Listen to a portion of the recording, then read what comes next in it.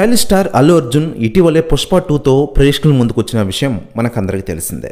ముఖ్యంగా తనను తెలుగు ప్రేక్షకులకు ఎందుకు ఆదరించారో ఓ బలమైన కారణాన్ని చెప్పుకుంటూ ఎంట్రీ ఇచ్చిన హీరో అల్లు అర్జున్ చాలా కాలం గ్యాప్ తర్వాత చాలా పుకార్లు విరివిగా ప్రచారంలోకి వచ్చిన తర్వాత మామయ్య మెగాస్టార్ చిరంజీవి గారిని కలవడానికి స్వయంగా ఇంటికి వెళ్లారు.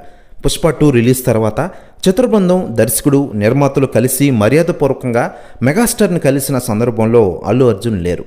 జైలు నుంచి విడుదలై వచ్చిన తర్వాత మాత్రం అరెస్ట్ అయినప్పుడు తనకు తన కుటుంబానికి మద్దతుగా నిలిచినందుకు థ్యాంక్స్ చెప్పదలుచుకున్నారేమో. బన్నీ స్వయంగా డ్రైవ్ చేసుకుంటూ మరీ సతీ సమేతంగా మామ ఇంటికి వెళ్లారు. ఇది కృతజ్ఞతాపూర్వక, మర్యాదపూర్వక భేటీగా చెప్పుకొచ్చిన విషయం మనకందరికీ తెలిసిందే. మరోవైపు ఈ వ్యవహారంపై ఇప్పటికే సెలబ్రిటీలు స్పందిస్తూ ఉండగా తాజాగా నటుడు రాజశేఖర్ గారు సంచలన వ్యాఖ్యలు చేశారట. ఆయన మాట్లాడుతూ, మెగాస్టార్ చిరంజీవి గారు మెగా హీరోలందరికీ గాడ్ ఫాదర్. ఈరోజు ఆయన లేకపోతే ఆ హీరోలు లేరు కదా, అందులో అల్లు అర్జున్ కూడా ఉన్నారు.